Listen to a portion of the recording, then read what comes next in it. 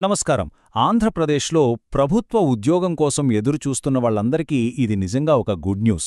ఏంటంటే, మన ఆంధ్రప్రదేశ్ రాష్ట్ర రోడ్డు రవాణా సంస్థ అదేనండి ఏపీఎస్ఆర్టీసీ వేల కొద్ది ఉద్యోగాలను భర్తీ చేయబోతోంది. చాలా కాలంగా ఎదురుచూస్తున్న నిరుద్యోగులకి ఇదొక పెద్ద అవకాశమని చెప్పాలి. సరే, అసలీ ప్రకటనలో ఏముంది? ఆ వివరాల్లోకి వెళ్ళిపోదాం. ముందుగా ఈ నంబర్ చూడండి, 7673. ఇదేదో చిన్న సంఖ్య అస్సలు కాదు.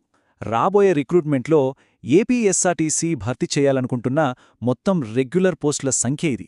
నిజంగా చాలా సంవత్సరాల తర్వాత ఇంత పెద్ద ఎత్తున నోటిఫికేషన్ రాబోతోంది. ఇది ఒక గొప్ప అవకాశం. అవును, ఇది మేమంటున్న మాట కాదు. ఈ ప్రకటన ఎంత ముఖ్యమైందో చెప్పడానికే ఈ మాట వాడారు. ఆంధ్రప్రదేశ్లో ఉద్యోగాల కోసం సీరియస్గా ప్రయత్నిస్తున్న వారికి ఇది ఒక గోల్డెన్ ఆపర్చునిటీ అని చెప్పాలి. ఇక్కడ మనం ఒకటి గట్టిగా గుర్తుపెట్టుకోవాలి. ఇదేదో బయట వినిపిస్తున్న పుకారు కాదు, ప్రచారమంతకన్నా కాదు. ఇది పక్కా అఫీషియల్. చూడండి, జనవరి 27, 2026న ఏకంగా ఏపీఎస్ఆర్టీసీ బోర్డు సమావేశమైంది. అక్కడ ఈ 1673 పోస్టుల భర్తీకి ప్రభుత్వం పర్మిషన్ అడగాలని ఒక తీర్మానం పాస్ చేసింది. అంటే ఏంటి? దీని వెనక ఒక పక్కా ప్లానుంది. సంస్థ చాలా సీరియస్గా ముందుకు వెళ్తుందని మనకు అర్థమవుతోంది. సరే, మొత్తం 7,000కు పైగా పోస్టులు అంటున్నారు, బానే ఉంది. అసలా పోస్టులేంటి? ఏ విభాగాల్లో ఈ భారీ నియామకాలు జరగబోతున్నాయో ఆ డీటెయిల్స్ ఇప్పుడొకసారి చూసేద్దాం. మెయిన్గా చూస్తే 3 కీలకమైన విభాగాల్లో ఈ పోస్టులున్నాయి. 1 డ్రైవర్లు, 2 కండక్టర్లు, ఇక 3 టెక్నికల్ స్టాఫ్. ఈ టెక్నికల్ స్టాఫ్లో బస్సుల మెయింటెనెన్స్కు చాలా కీలకమైన మెకానికులు కూడా ఉంటారు. చెప్పాలంటే ఆర్టీసీకి ఈ 3 విభాగాల వాళ్లే బ్యాక్బోన్ లాంటివాళ్లు. ఓకే, ఉద్యోగాల వివరాలు తెలిసాయి. మరి వీటికి అప్లై చెయ్యాలంటే ఎవరు అర్హులు? దీనికి కావాల్సిన కనీస విద్యార్హతలేంటి? దీనికి సంబంధించి కూడా కొన్ని ప్రాథమిక వివరాలు బయటకొచ్చాయి. వాటిమీద ఒక లుకేద్దాం. ఇది అభ్యర్థులకు చాలా మంచి విషయమండి. ఎందుకంటే దీనికి కావలసిన కనీస అర్హతలు చాలా మందికి అందుబాటులో ఉండేవే. ప్రస్తుతానికి మనకు తెలిసిన సమాచారం ప్రకారం 10th క్లాస్ పాసైనా, ఇంటర్మీడియట్ పాసైనా లేదా ఐటీఐ సర్టిఫికేషన్ ఉన్నా వీళ్లందరూ అర్హులే. అయితే ఒక్క విషయం, ఏ పోస్టుకు కరెక్ట్గా ఏ క్వాలిఫికేషన్ కావాలి అన్నది ఫైనల్ నోటిఫికేషన్లోనే క్లియర్గా చెప్తారు. సో దానికోసం మనం కాస్త వెయిట్ చేయాలి.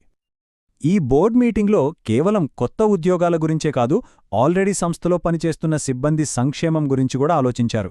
ముఖ్యంగా టెంపరరీగా ఇంకా ఆన్ కాల్ బేసిస్లో పనిచేస్తున్న సిబ్బందికి మేలు చేసే కొన్ని మంచి నిర్ణయాలు తీసుకున్నారు.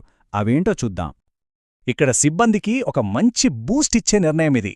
ఆన్ కాల్ డ్రైవర్ల డైలీ వేజ్ని ఏకంగా 800 రూపాయల నుండి 1000 రూపాయలకు పెంచారు. అంతేకాదు, డబుల్ డ్యూటీ చేసే కండక్టర్లకు 900 రూపాయల ప్రోత్సాహకం అంటే ఇన్సెంటివ్ కూడా ప్రకటించారు.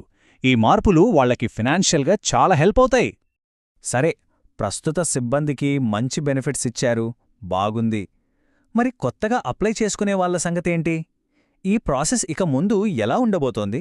ఏం జరగబోతోంది? ఇంత పెద్ద రిక్రూట్మెంట్ ప్రాసెస్ ఎలా ముందుకు వెళ్తుంది? అప్లై చేసేవాళ్లు ఏం ఎక్స్పెక్ట్ చేయాలి? ఈ నియామకాలకు సంబంధించిన నెక్స్ట్ స్టెప్స్ ఏంటి? ఆ రోడ్ మ్యాప్ ఎలా ఉండబోతోందో ఇప్పుడు క్లియర్గా తెలుసుకుందాం. అందరూ వెయిట్ చేస్తున్న అఫీషియల్ నోటిఫికేషన్ ఇంకో 1 లేదా 2 నెలల్లో ఏపీఎస్ఆర్టీసీ అఫీషియల్ వెబ్సైట్లో వచ్చే ఛాన్సుంది. కాబట్టి ఈ ఉద్యోగాల మీద ఆసక్తి ఉన్నవాళ్లు ఆ వెబ్సైట్ని రెగ్యులర్గా చెక్ చేస్తూ ఉండటం చాలా ముఖ్యం. సింపుల్గా చెప్పాలంటే ఈ రిక్రూట్మెంట్ ప్రాసెస్ని 4 స్టెప్స్గా చూడొచ్చు. ఫస్ట్ స్టెప్ అంటే బోర్డ్ అప్రూవల్. ఇది ఆల్రెడీ అయిపోయింది. ఇప్పుడు మనం సెకండ్ స్టెప్ కోసం అంటే అఫీషియల్ నోటిఫికేషన్ కోసం వెయిట్ చేస్తున్నాం. అది రాగానే అప్లికేషన్ ప్రాసెస్ స్టార్ట్ అవుతుంది. ఆ తర్వాత సెలెక్షన్ ప్రాసెస్ ఉంటుంది. ప్రతి స్టెప్ గురించి పూర్తి వివరాలు నోటిఫికేషన్లోనే ఉంటాయి. చూడండి, ఇన్ని వేల ఉద్యోగాలు ఒకేసారి రావటమనేది చాలా పెద్ద విషయం. సరైన క్వాలిఫికేషన్స్ ఉండి గవర్నమెంట్ జాబ్ కోసం ఎదురుచూస్తున్న వాళ్లకు ఇది నిజంగా ఒక సువర్ణావకాశం. మరి అవకాశాన్ని అందిపుచ్చుకోవడానికి సిద్ధంగా ఉన్నారా? ఇప్పటినుంచే మీ ప్రిపరేషన్ మొదలుపెట్టండి. అఫీషియల్ అనౌన్స్మెంట్ కోసం ఏపీఎస్ఆర్టీసీ వెబ్సైట్ని ఫాలో అవుతూ ఉండండి.